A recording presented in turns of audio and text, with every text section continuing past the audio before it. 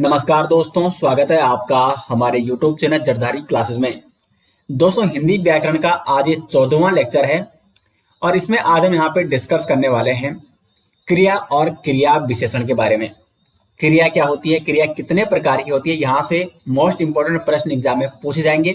और क्रिया विशेषण, इसके बारे में भी हम इस लेक्चर में डिटेल्स में चर्चा करने वाले हैं।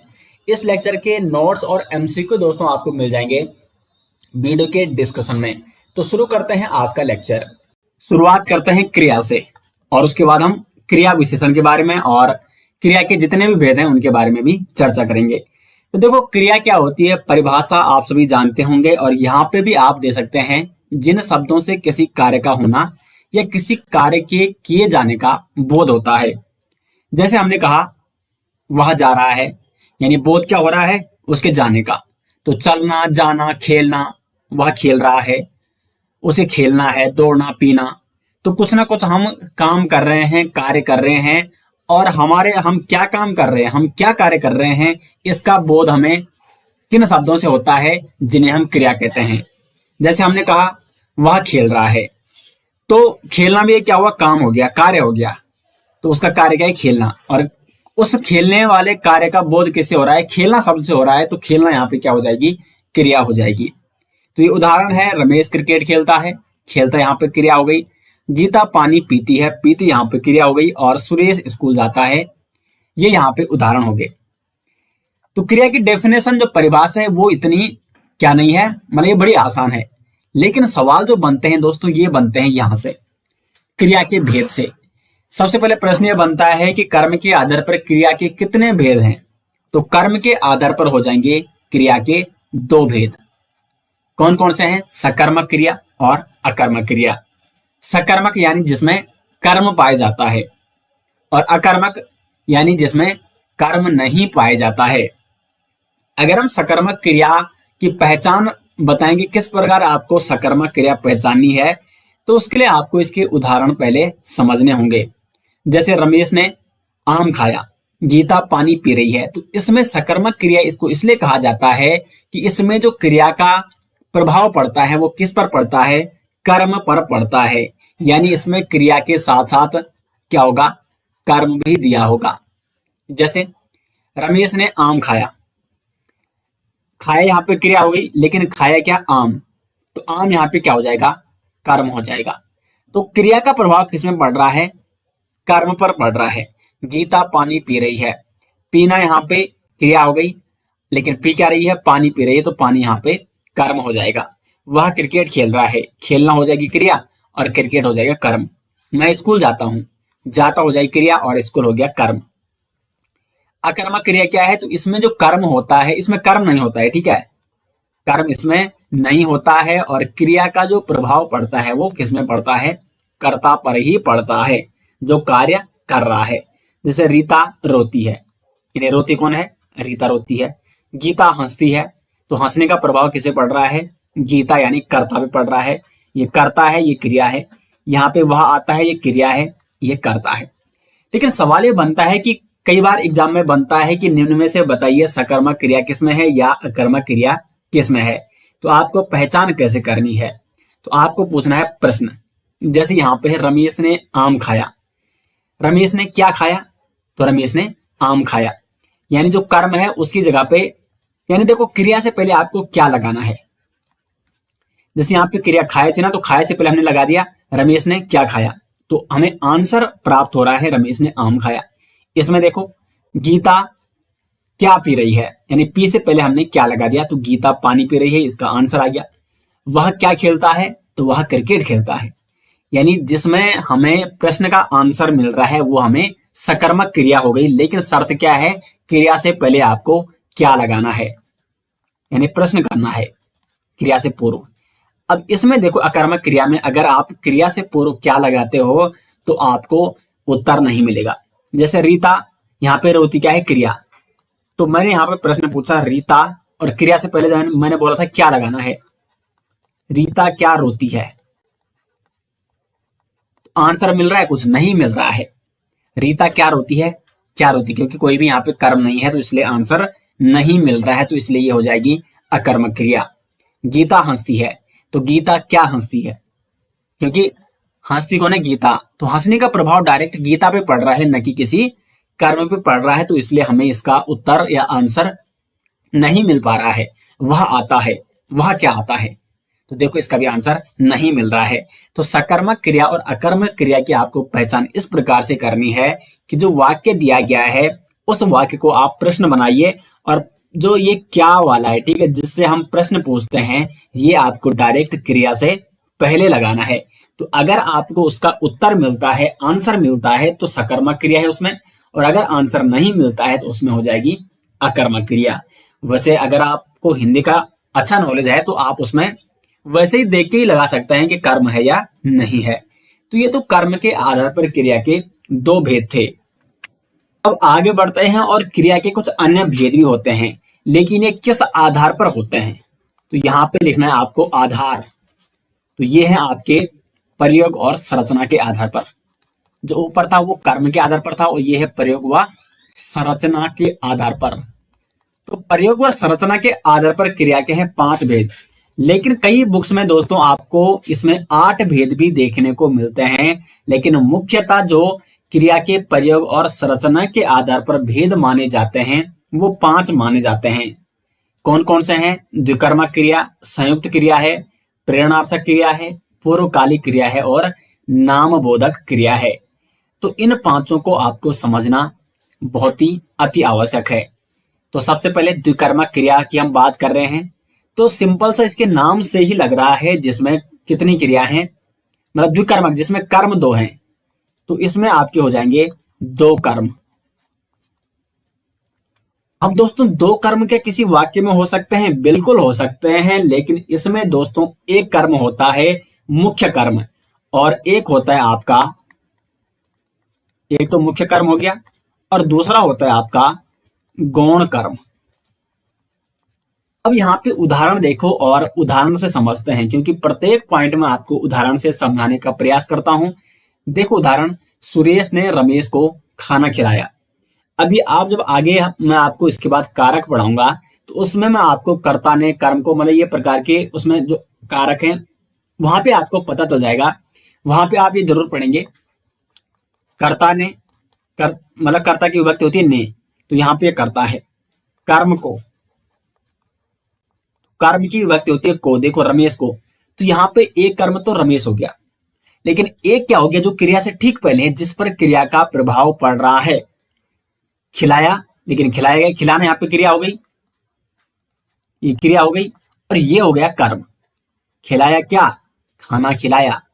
सुरेश ने रमेश को क्या खिलाया? सुरेश ने रमेश को खाना खिलाया। तो खाने पे क्रिया का प्रभाव पड़ रहा है, तो यहाँ पे खाना भी एक प्रकार का क्या हो गया? कर्म हो गया। वो खाता क्या हो? खाना खाता है। तो इसलिए इस वाक्य में हो गए 2 कर्म। एक कर्म तो ये हो गया रमेश को, देखो कर्म को, तो को विभक्ति किसकी है? कर्म की है। तो देखो खिलाया क्या? खाना, लेकिन किसको खिलाया? रमेश को खिलाया। तो यहाँ पे 2 कर्म है, एक तो खाना यहाँ पे कर्म है, और एक है रमेश कर्म। अब यहाँ पे समझने वाली बात है कि इस वाक्य में मुख्य कर्म कौन सा है और गौण कर्म कौन सा है। तो सदैव आपको ये ध्यान देना होगा कि जो मुख्य कर्म होता है वो क्रिया के ठीक पहले होता है, क्रिया के पहले, ठीक पहले, ठीक है। तो यहाँ पे खिलाया क्या है? क्रिया है, और खिलाया के पहले कौन सा कर्म है? वो है खाना। तो खाना यहाँ पे क्या है? मुख्य कर्म है। और साथ ही साथ अधिकांशतः देखा गया है कि जो मुख्य कर्म होता है वो निर्जीव होता है और विभक्ति रहित होता है। जैसे जो दूसरा कर्म है ये आपका गौण कर्म कहलाएगा, और इसमें विभक्ति भी है। रमेश को, कर्म को, तो कर्म की विभक्ति क्या होती है? हमेशा को होती है, तो इसमें को का प्रयोग होगा, तो ये गौण कर्म कहलाएगा। लेकिन इसमें मुख्य कर्म कौन है? जो ठीक क्रिया के पहले है और जिस पर क्रिया का प्रभाव पड़ रहा है। तो इस प्रकार इस वाक्य में हो गए 2 कर्म, और इस वाक्य को कहेंगे, या इसमें हो जाएंगे आपकी द्विकर्मक क्रिया, जिसमें 2 कर्म है। गीता ने सीता को पानी पिलाया, तो पिलाना यहाँ पे क्रिया हो गई, एक कर्म ये हो गया पानी, ये मुख्य कर्म हो गया, और एक हो गई सीता, सीता को विभक्ति हो गई, सीता कर्म हो गया, तो सीता यहाँ पे गौण कर्म हो गई। श्याम ने बच्चों को मिठाई खिलाई, श्याम ने बच्चों को क्या खिलाई? मिठाई खिलाई। किसको खिलाई? बच्चों को खिलाई। तो यहाँ पे प्रश्न आप किस प्रकार से पूछेंगे? क्या और दूसरा किसको। श्याम ने क्या खिलाई, मिठाई खिलाई। क्या खिलाई तो मिठाई खिलाई। एक आंसर मिल रहा है मिठाई, यानी मिठाई एक कर्म है। एक किसको खिलाई तो बच्चों को खिलाई, दूसरा आंसर मिल रहा है बच्चों, तो बच्चों यहाँ पे क्या हो जाएगा, दूसरा कर्म हो जाएगा। तो इस प्रकार से आप द्विकर्मा क्रिया के बारे में समझ सकते हैं। दूसरी जो क्रिया है वो है संयुक्त क्रिया। अब जो संयुक्त क्रिया है दोस्तों, इसमें क्या होता है, इसमें दो क्रियाएं होंगी और वो भी संयुक्त रूप से। तो संयुक्त रूप से किस प्रकार से, उदाहरण देखो आप, तुम यहां आकर बैठ जाओ। तो देखो बैठ यानी बैठना, ये भी एक क्रिया है ना, और जाओ यानी जाना भी एक क्रिया है। तो इस वाक्य में दो क्रियाएं, जाना और बैठना, ये संयुक्त रूप से प्रयोग की गई है। तो इस वाक्य में है आपकी संयुक्त क्रिया। उसी प्रकार से गीता चिल्ला उठी, एक यहाँ पे चिल्लाना, ये भी एक क्रिया है, और उठी यानी उठना, ये भी एक क्रिया है। तो इसमें चिल्लाना और उठना दो क्रियाएं हैं, यानी संयुक्त क्रिया इसमें है। तो इस वाक्य को क्या कहा जाएगा, संयुक्त क्रिया कहा जाएगा। वह पेड़ से कूद पड़ा, कूदना और पढ़ना, ये भी क्रिया है। चलना और जाओ, जाओ की क्रिया है जाना, ठीक है। तो ये भी आपकी क्या हो जाएगी, इसमें भी संयुक्त क्रिया हो जाएगी। झुकना और जाना, तो इसमें भी आपकी संयुक्त क्रिया है। तो ये सारे जो उदाहरण है यहाँ पे, इन सभी में क्या है, संयुक्त क्रिया है। तो संयुक्त क्रिया यानी उसमें क्या होंगी, दो या दो से अधिक क्रियाएं हो जाएंगी उस वाक्य में। तीसरा है यहाँ पे प्रेरणार्थक क्रिया। तो प्रेरणार्थक क्रिया वो क्रिया होती है जिससे एक प्रेरणा का अनुभव होता है, प्रेरणा का बोध होता है। अब देखो यहाँ पे उदाहरण, शिक्षक ने विद्यार्थी से पुस्तक पढ़ाई। पढ़ाई क्या, पुस्तक पढ़ाई। किसने पढ़ाई, शिक्षक ने, और किससे पढ़ाई, विद्यार्थी से। तो यहाँ पे कुल मिला के ऐसा लग रहा है कि शिक्षक क्या कर रहा है, उसको प्रेरणा दे रहा है, उसको एक फोर्स कर रहा है कि तो आप पुस्तक पढ़िए, या उससे वो पढ़ा रहा है। तो कहीं ना कहीं शिक्षक क्या कर रहा है, उसको प्रेरणा दे रहा है, प्रेरित कर रहा है उसको पढ़ने के लिए। यानी यहाँ पे सिंपल सा मतलब ये है, यहाँ पे आपको ध्यान देना होगा कि यहाँ पे जो कार्य करवाया जाएगा वो किसी दूसरे के माध्यम से करवाया जाएगा। वो आपको प्रेरणा देकर या आपको फोर्स करके वो कार्य करवाया जा सकता है। दूसरा एग्जाम्पल देखो, महेश रमेश से पत्र लिखवाता है। तो लिखवाता कौन है, महेश, लेकिन लिखता कौन है, रमेश। तो यहाँ पे क्या होगा कि क्रिया तो कोई और करेगा, लेकिन वो क्रिया किसके कहने पर या किसकी प्रेरणा के अनुसार करेगा, किसी दूसरे व्यक्ति की प्रेरणा के अनुसार करेगा। तो जहां पर भी क्रिया जो होती है वो किसी दूसरे व्यक्ति के कहने पर या दूसरे व्यक्ति की प्रेरणा देने पर होती है वहां पे क्रिया, तो वहां पे सदैव कौन सी क्रिया मानी जाएगी, प्रेरणार्थक क्रिया मानी जाएगी। तीसरा एग्जाम्पल, श्याम रमेश से सफाई करवाता है। तो सफाई तो रमेश करता है, लेकिन करवाता कौन है, या किसकी प्रेरणा से रमेश सफाई कर रहा है, श्याम की प्रेरणा से। तो यहाँ पे करवाता हो जाएगी प्रेरणार्थक क्रिया। तो ये हो गई दोस्तों प्रेरणार्थक क्रिया, और उम्मीद करते हैं कि आज के बाद आपको कभी भी इसमें कंफ्यूजन नहीं होगा। चौथा देखो, ये सबसे ज्यादा आता है, पूर्वकालिक क्रिया। तो पूर्वकालिक क्रिया में क्या होता है दोस्तों, एक क्रिया के समाप्त होने के बाद दूसरी क्रिया शुरू होती है एक ही वाक्य में।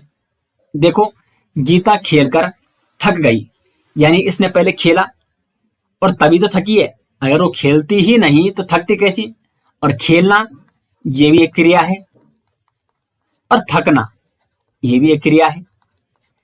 तो एक क्रिया के समाप्त होने के बाद दूसरी क्रिया शुरू होती है, तो वहां पे क्या हो जाएगी, पूर्वकालिक क्रिया हो जाएगी। यानी इसको आप इस प्रकार से भी समझ सकते हैं कि यहाँ पे क्या होगा, आपका एक क्रिया पूर्ण करके दूसरी क्रिया शुरू होगी। या आप इस प्रकार से भी इसको समझ सकते हैं कि दो क्रियाएं तो होंगी उसमें, लेकिन उसमें एक क्रिया पूर्ण हो चुकी होगी, तत्पश्चात दूसरी क्रिया आरंभ होती है, और इस क्रिया को कहते हैं दोस्तों पूर्वकालिक क्रिया। तो देखो यहाँ पे खेलना ये क्रिया पूरी हो चुकी है, और खेलने के बाद वो थक चुका है, तो अब थकना उसने शुरू किया है, तो थकना यहाँ पे प्रारंभ हो चुका है, तो दूसरी क्रिया यहाँ पे प्रारंभ हो चुकी है। वह किताब पढ़ के खेलने गया। तो यानी उसने पहले किताब पढ़ी, तो पढ़ना जो यहाँ पे क्रिया है ये संपूर्ण हो चुकी है, समाप्त हो चुकी है, और पढ़ने के बाद वो गया खेलने। तो खेलना वाली जो क्रिया है उसकी वो शुरू हो चुकी है। तो यहाँ पे भी ये पूर्वकालिक क्रिया का उदाहरण है। राकेश नहाकर स्कूल जाएगा, तो एक क्रिया समाप्त हो गई, दूसरी क्रिया शुरू हो जाएगी। और रमेश कपड़े धोकर नहाएगा, तो धोकर वाली जो क्रिया है वो समाप्त हो गई और नहाएगा यानी वो अब शुरू हो रही है। तो ये तो थे दोस्तों यहाँ पे पूर्वकालिक क्रिया के उदाहरण। आगे बढ़ते हैं और जो अंतिम भेद है क्रिया का रचना या प्रयोग और संरचना के आधार पर, तो वो है नाम बोधक क्रिया। अब नाम बोधक या इसको नाम धातु क्रिया भी कहते हैं। तो इसमें क्या होता है कि संज्ञा और सर्वनाम में अगर हम प्रत्यय जोड़ते हैं तो उसके बाद क्रिया बनती है, तो उन्हें कहा जाता है नाम बोधक क्रिया, जो किसी न किसी नाम का बोध कराती है। जैसे रंगना, ये एक क्रिया है, लेकिन ये क्रिया किस प्रकार से बनी है? रंग क्या है? रंग एक संज्ञा है। रंग में बहुत सारे रंग आते हैं, लाल, पीला, सफेद। तो रंग में हमने क्या कर दिया? ना प्रत्यय जोड़ दिया और ये बन गया रंगना। तो अगर हम संज्ञा या सर्वनाम में प्रत्यय जोड़ते हैं और उसके बाद वो संज्ञा और सर्वनाम क्रिया में बदल जाता है, तो उस क्रिया को कहते हैं नाम बोधक क्रिया। तो रंगना हो गया। लाठी, देखो लाठी ये क्या है? संज्ञा है। और लठियाना ये आपकी क्या हो जाएगी? क्रिया हो जाएगी। गरम और गरमाना, ये भी गरम से बना गरमाना, ये भी क्रिया है। तो इस प्रकार जिन क्रियाओं का निर्माण संज्ञा और सर्वनाम के बाद प्रत्यय लगने से होता है, तो उन्हें कहा जाता है नाम बोधक क्रिया। तो ये 5 प्रकार थे दोस्तों यहाँ पे क्रिया के रचना और यहाँ पे प्रयोग के आधार पर। इसके बाद जैसे कि कई अन्य पुस्तकों में 8 प्रकार की मिलती है, उसमें जैसे छठी हुई कृतंत क्रिया हो गई, या सजातीय क्रिया हो गई, या सहायक क्रिया। तो कुछ ये 3 अन्य क्रियाएं भी दोस्तों जो अनेक बुकों में आपको देखने को मिल जाएंगी। अब आगे बढ़ते हैं दोस्तों, और क्रिया का जो इसमें नेक्स्ट टॉपिक वो है क्रिया विशेषण, क्योंकि क्रिया हमने आज आपको कंप्लीट यहाँ पे कराना है। तो दूसरा जो यहाँ पे टॉपिक है इस लेक्चर का वो है क्रिया विशेषण। क्रिया विशेषण होता क्या है? तो जिन शब्दों से क्रिया की विशेषता का बोध होता है उन्हें कहा जाता है क्रिया विशेषण। वैसे दोस्तों इससे पहले मैं आपको विशेषण वाला टॉपिक करा चुका हूं और उसमें मैंने आपको बताया था कि विशेषण क्या होता है, जो संज्ञा और सर्वनाम की विशेषता बताते हैं। अब यहाँ पे क्या है? ये विशेषण तो ये है, लेकिन ये किस प्रकार का विशेषण है? ये क्रिया विशेषण, अर्थात ये केवल क्रिया की विशेषता बताएगा। तो क्रिया की विशेषता का बोध जब होता है, जिन शब्दों से क्रिया की विशेषता का बोध होता है या जो शब्द क्रिया की विशेषता बतलाते हैं उन्हें कहा जाता है क्रिया विशेषण। उदाहरण देखो, वह धीरे धीरे बोलता है। तो पहले आपको वाक्य में देखना है कि क्रिया क्या है। तो यहाँ पे बोलना या बोलता, ये क्या है? क्रिया है। लेकिन बोलता वो किस प्रकार से है? वो बोलता है धीरे धीरे। तो क्रिया की विशेषता क्या है? धीरे धीरे है। तो धीरे धीरे यहाँ पे क्या हो जाएगा दोस्तों? क्रिया विशेषण हो जाएगा। ठीक है। दूसरा एग्जांपल देखो, श्याम अभी आ रहा है। तो आना यहाँ पे क्या है? क्रिया है। आना जाना ये सारी की सारी क्रिया है। लेकिन आ रहा है, कब आ रहा है? वो अभी आ रहा है। तो यहाँ पे अभी क्या हो जाएगा? क्रिया विशेषण हो जाएगा। क्योंकि हमें अब क्या बोध हो रहा है? हमें अभी से ये बोध हो रहा है कि ये क्रिया अभी हो रही है, यानी वो आने वाला है। तो आना तो क्रिया है। अगर हम सीधे लिखते हैं श्याम आ रहा है या श्याम आ रहा है, तो श्याम आ रहा है यानी हमें नहीं पता वो कब आ रहा है। क्रिया की उसमें कोई विशेषता है ही नहीं।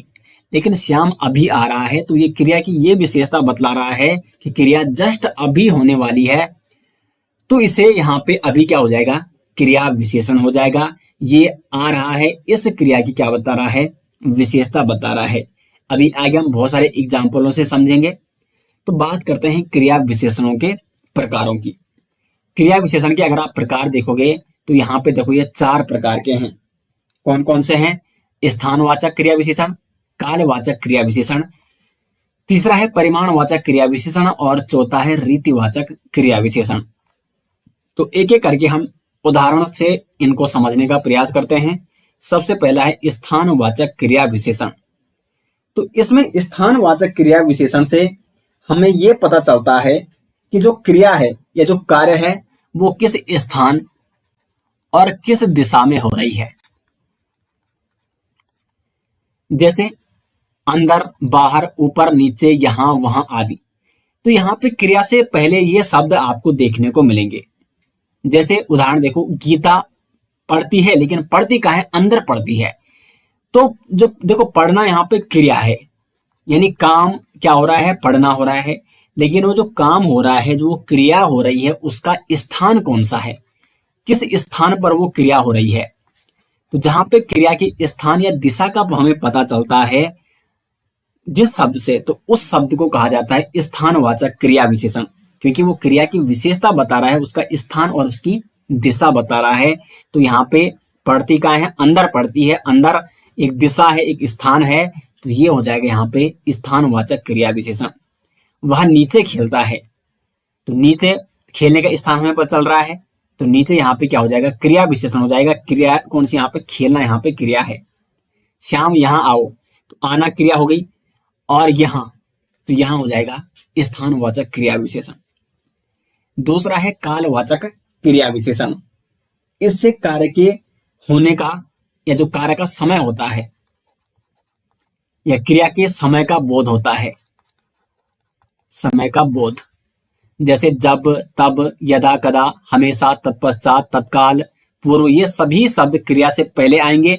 और अगर ये शब्द क्रिया से पहले आते हैं तो इन शब्दों को कहा जाता है कालवाचक क्रिया विशेषण शब्द, क्योंकि क्रिया की विशेषता ये बता रहे हैं। जैसे श्याम पढ़ाई कर रहा है, तत्पश्चात खेलने जाएगा। तो देखो यहाँ पे दो क्रियाएं हो रही हैं, पढ़ाई कर रहा है और खेलने जाएगा, तो दो क्रियाएं हैं ना यहाँ पे। लेकिन इस खेलने क्रिया से पहले तत्पश्चात आएगा, आ गया, तो हमें ये ज्ञात हो रहा है, ये बोध हो रहा है कि खेलने वो कब जाएगा, कुछ समय बाद जाएगा, यानी तत्पश्चात जाएगा। तो क्रिया के समय का हमें बोध हो रहा है, और जो शब्द क्रिया की समय का बोध कराते हैं वो कहलाते हैं कालवाचक क्रिया विशेषण। तो तत्पश्चात यानी हमें समय का बोध हो रहा है, मैं अभी आ रहा हूं, आ तो रहा हूं लेकिन अभी आ रहा हूं, अभी का मतलब जस्ट आने वाला है, तो इससे भी समय का बोध हो रहा है, क्रिया के समय का पता चल रहा है। मैं आपको हमेशा पढ़ाऊंगा, पढ़ाना यहाँ पे क्रिया हो गई, कब पढ़ाएगा, हमेशा, तो हमेशा भी एक समय के अंतर्गत ये आता है। तीसरा यहाँ पे परिमाणवाचक क्रिया विशेषण। तो इसमें हमें क्या पता चलता है, इसमें हमें क्रिया के परिमाण का पता चलता है, क्रिया की मात्रा कितनी हो रही है, यानी क्रिया कम हो रही है या ज्यादा हो रही है। तो जहां पे क्रिया का परिमाण यानी माप पता चलेगा, क्रिया कम हो रही है या ज्यादा हो रही है, तो जिन शब्दों से हमें ये जानकारी मिलती है, ये बोध होता है, उन्हें कहते हैं परिमाणवाचक क्रिया विशेषण। उदाहरण देखो, थोड़ा थोड़ा, बहुत, अधिक, पर्याप्त, कम, प्राय, केवल, ये सारे हैं उदाहरण। देखो यहाँ पे श्याम कम बोलता है, देखो बोलना क्रिया है, श्याम बोलता तो है लेकिन कितना बोलता है, कम बोलता है, तो कम यहाँ पे हो जाएगा। इससे हमें क्रिया की माप पता चल रही है, परिमाण पता चल रहा है कि क्रिया कितनी मात्रा में हो रही है। तो क्रिया अभी कम मात्रा में हो रही है, जो बोलना यहाँ पे क्रिया है, तो बोलना क्या है, बहुत मतलब कम बोलना हो रहा है, तो कम यहाँ पे हो जाएगा परिमाणवाचक क्रिया विशेषण। गीता अधिक रोती है, तो अधिक यानी अधिक का बोध हो रहा है, मात्रा क्या है क्रिया की, अधिक है। रमेश थोड़ा थोड़ा खेलता है, तो यह है परिमाणवाचक क्रिया विशेषण। चौथा है रीतिवाचक क्रिया विशेषण। रीति का मतलब आप देखो, रीति का मतलब क्या होता है, तो रीति से मतलब है यहाँ पे क्रिया की जो प्रोसेस है वो किस प्रकार हो रही है, या क्रिया का जो तरीका है। रीति का मतलब तरीका, या आप अंग्रेजी में समझ सकते हो मेथड, या रीति किस प्रकार की क्रिया की, क्रिया किस प्रकार से हो रही है। तो जिन शब्दों से हमें ये जानकारी मिलती है उन्हें कहते हैं रीतिवाचक क्रिया विशेषण। धीरे धीरे, अचानक, सहसा, लगातार, बार बार, ये सारे शब्द ये है रीतिवाचक क्रिया विशेषण के। उदाहरण देखो, कछुआ धीरे धीरे चलता है, तो चलना यहाँ पे क्रिया हो गई, लेकिन चलने का जो तरीका है कछुए का वो किस प्रकार का है, तो वो धीरे धीरे। तो यहाँ पे हमें तरीका मालूम या तरीका पता चल रहा है क्रिया का। तो जहां पे जिन शब्दों से हमें चलने का या क्रिया का तरीका या उसकी रीति या उसका मेथड पता चलता है, तो उन शब्दों को कहा जाएगा रीतिवाचक क्रिया विशेषण। नई जगह पर धीरे धीरे चलना चाहिए, तो चलना हो गई क्रिया, लेकिन किस प्रकार से चलना चाहिए, तरीका क्या है क्रिया का, तो वो है धीरे धीरे। श्याम ध्यानपूर्वक पढ़ रहा है, तो जो पढ़ रहा है वो किस प्रकार से पढ़ रहा है, तो ध्यानपूर्वक पढ़ रहा है। और गीता लगातार दौड़ रही है, तो गीता किस प्रकार दौड़ रही है, लगातार दौड़ रही है। तो ये यहाँ पे रीतिवाचक क्रिया विशेषण का क्या हो जाएगा दोस्तों, उदाहरण हो जाएंगे। तो दोस्तों ये थे यहाँ पे क्रिया विशेषण के प्रकार, और आज हमने यहाँ पे एक तो क्रिया के प्रकार पढ़े और दूसरा क्रिया विशेषण के प्रकारों के बारे में हमने जाना। उम्मीद करते हैं कि ये लेक्चर आपको काफी पसंद आया होगा, और इस 30 दिन के कोर्स में जो आज ये 12वां दिन है और 12वां लेक्चर है, प्रत्येक दिन आपके लिए मॉर्निंग में लेक्चर आ रहा है। तो उम्मीद करते हैं कि आपको ये सारे के सारे लेक्चर पसंद आ रहे होंगे और आपके आगे में एग्जाम में ये बहुत हेल्पफुल साबित होंगे। साथ साथ इसके नोट्स आपको वीडियो के डिस्क्रिप्शन में मिल जाएंगे। तो मिलते हैं दोस्तों नेक्स्ट लेक्चर के साथ, तब तक के लिए धन्यवाद।